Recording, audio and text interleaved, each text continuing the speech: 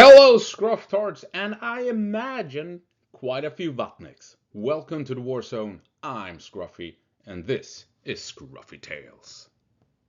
And we're gonna have some fun, and we're gonna piss off a lot of Vatniks, let me tell you, because we are gonna take a look at the maps to show you just how much of a complete disaster 2024 was for Russia in Ukraine, and we're also going to take a look at some casualty figures that will really piss off the Vatniks because they don't like those casualty figures, do they? Ha ha! They're going, oh, how many men did Ukraine lose? Well, I don't know. Do you? You're probably going to make up some bullshit numbers, but so provide them in the comments. I don't care. It's all in good fun. Anyway, so now to the serious business.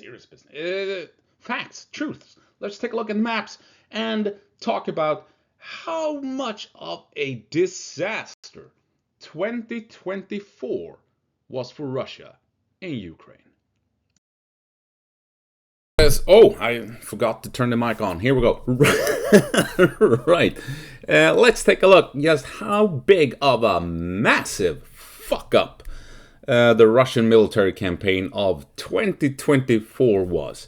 And oh yeah, Vatniks, I'm gonna piss you off because this is not your usual Russian pro-Russian Vatnik narrative propaganda bullshit where if Russia gains a small barn, it's hailed as a massive victory. We're actually gonna be taking a look at how disastrous Russian aggression into Ukraine was in 2024. And it's mind-boggling. We have zoomed out. Here's the entirety of Ukraine. We have parts of Poland, Slovakia, we have Hungary, Romania, so we can compare how much territory that Russia has taken in an entire year, right?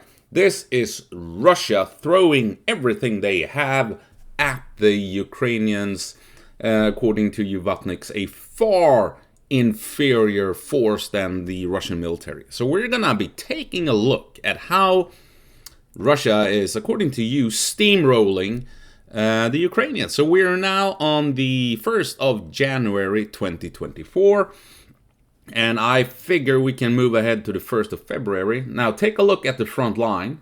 Take a look at the front line here. I don't know, did anything happen? I don't know. Let's 1st of March.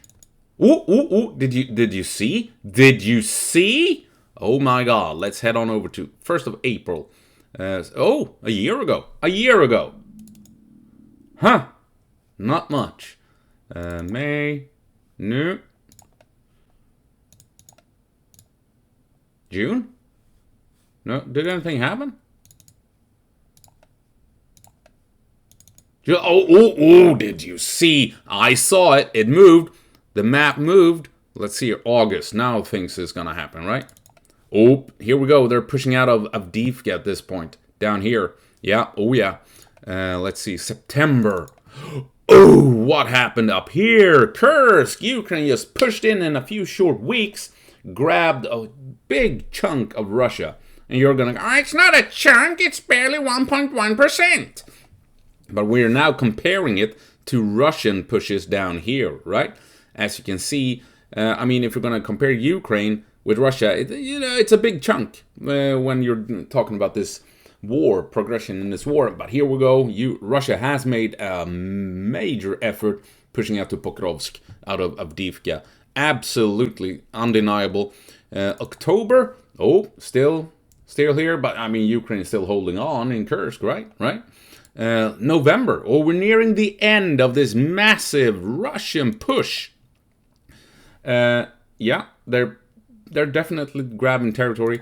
And 1st of December here. Yeah. Okay. Yeah. Let's go to the finish line here, 31st. Yeah. This is the massive push by the Russians of 2024. Did not push Ukraine out of Russia, did not push through and past beyond Pokrovsk. And compare all of these gains to Romania. to Poland.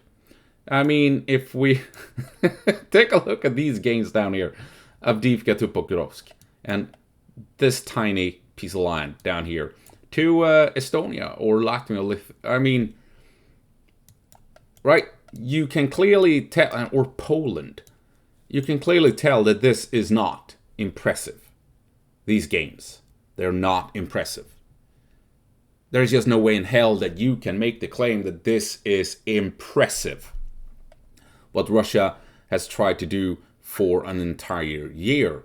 Now, I would like to point out that during Operation Barbarossa, it's Pirates of the Caribbean.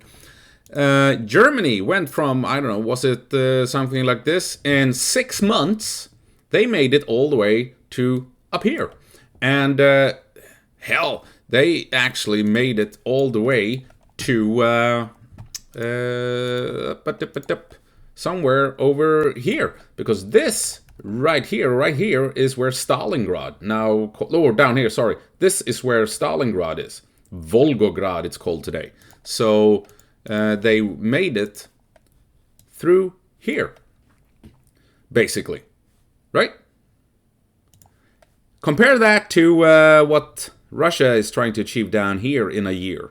And of course, the Russians back in World War II, they had their own successful Operation Bagration, where when they had pushed Ukraine back here somewhere, and in 6 months made it all the way over here, something like that. So 6 months, you can see what you can do in 6 months if you have proper operational success, if you force a real collapse of the enemy front line.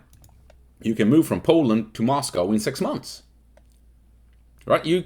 That can be done when the enemy front line breaks down and there's a complete collapse.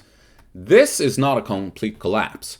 This is Russia slowly, at snail's pace, pushing Ukraine back. This is not blitzkrieg. This is Schneckenkrieg. This is snail war, not lightning war. Right? Ukraine is falling back in a controlled manner, and the reason we know they are is because Russia is not at the Dnieper River. Russia has not managed a proper breakthrough in an entire year. Right? Ukraine is slowly giving ground here and there along the front line, and Russia is struggling like hell. Now, let's take a look. This is tiny Luxembourg, right? I've talked about Luxembourg before. Well, let's take a look. Luxembourg is something like this. Oh, not properly measured out here, but 2.7 square kilometers. Since I've messed things up here, 2.5. Let's agree at 2.5. Okay, 2.5. Tiny Luxembourg. 2.5. Let's see here. That's the one we want. Something like so. Volador.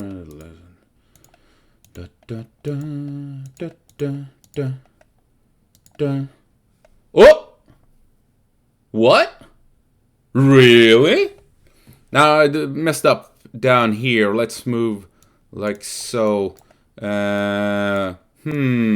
Maybe like this. Maybe like so. You and me and an espresso. But yeah. This is what Russia has achieved in a year.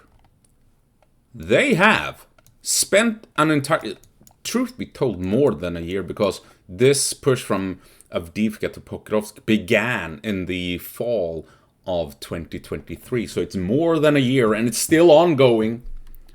Keep that in mind. It's still ongoing. And Russia has spent over a year trying to occupy an area the size of Luxembourg. This area. Over a year.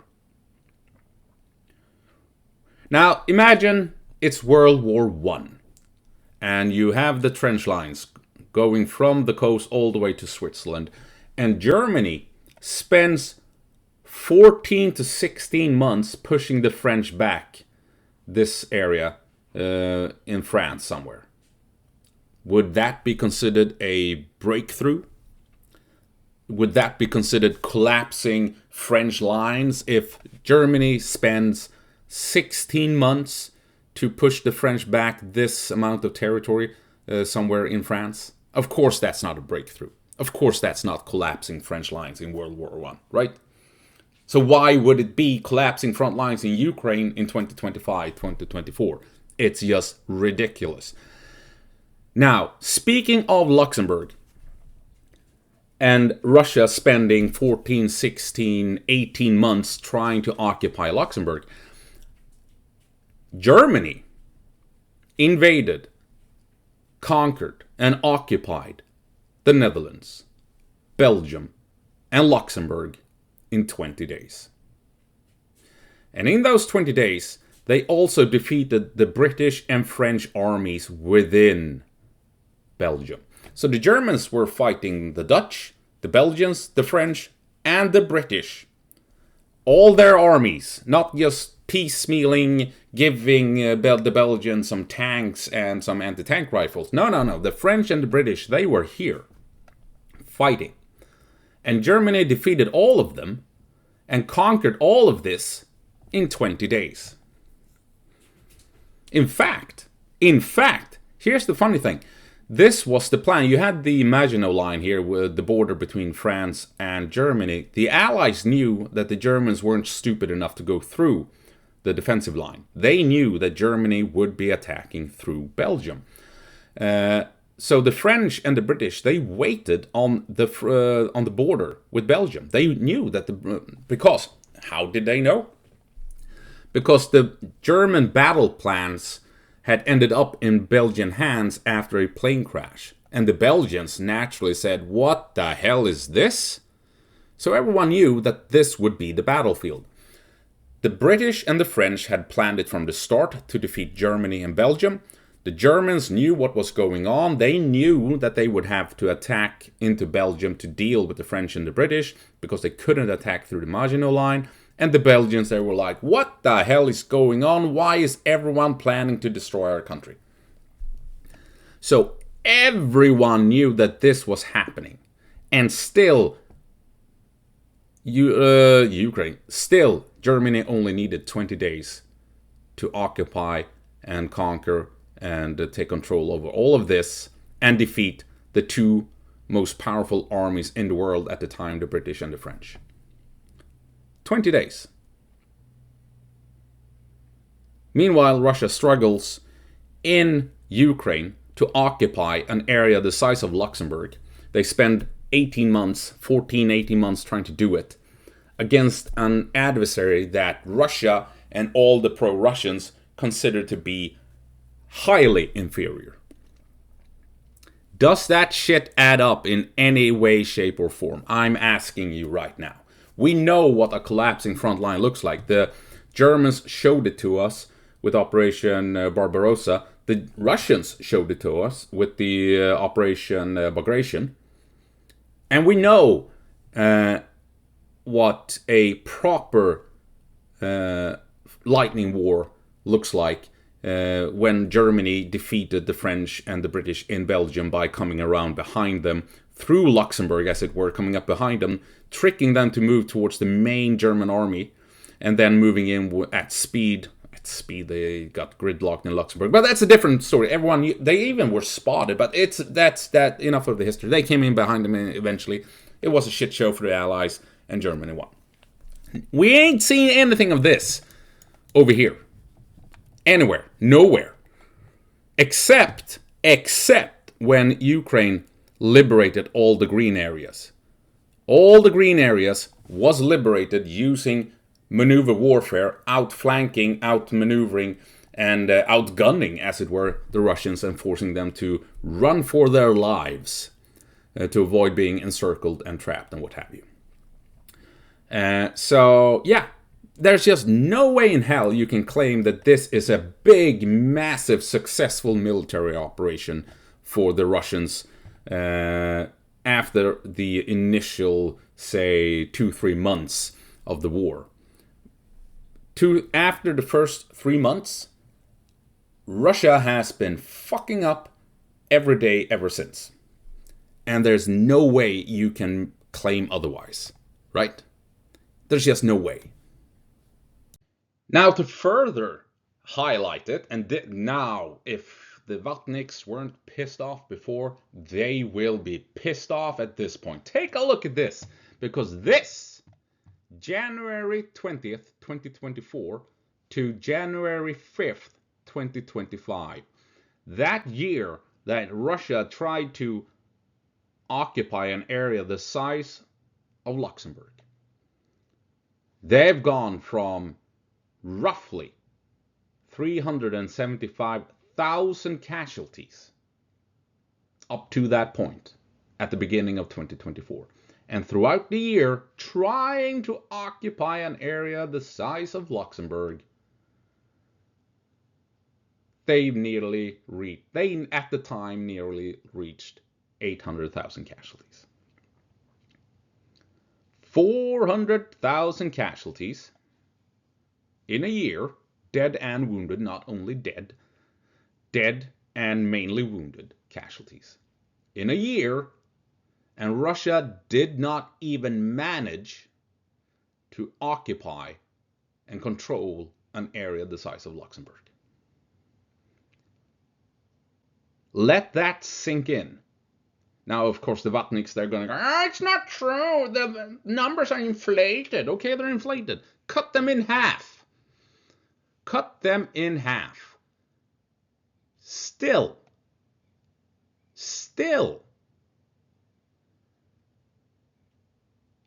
Russian casualties still doubled in 2024 and did not even manage to occupy Luxembourg. And this is Ukraine that, yes, they do get a lot of missile capability from the West, but they've received 30 Abrams and 50 Leopard 2 tanks, 300 Bradleys, 50 CV-90. Right? There are no, and what is it, 30 F-16s? Western air power is not involved in this war. Western armored formation are not involved in this war. The full capabilities of Western missile warfare is not involved in this war. And you think Russia, at the moment at least, is a threat to the West? No. Russia has been train wrecked by Ukraine. And Russia will need time to build up its forces again if they want to be a credible threat to, say, Poland. Right? You have to understand that this is a major fuck up by Russia trying to invade Ukraine. There is no other way to look at it. Currently, Russia is conducting assaults relying on Ladas, on civilian. They use civilian cars instead of armored vehicles. Right? You have to understand that this is a massive, massive fuck up. And currently, right now, Ukraine is slowly turning things around and actually liberating territory within Ukraine. If you check out my other video I made an hour or two ago, I pointed out that there are 4 or 5 locations where Ukraine is slowly gaining operational initiative. Now, Vatniks, please write your bullshit in the comment section. I know you want to. Go down there and write to your heart's desire.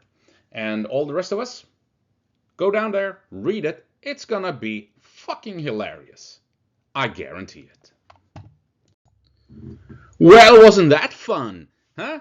Come on, Vatniks, spin it. Spin all of this into something that makes it look as Russia's actually doing quite well in this war. Come on! Spin it!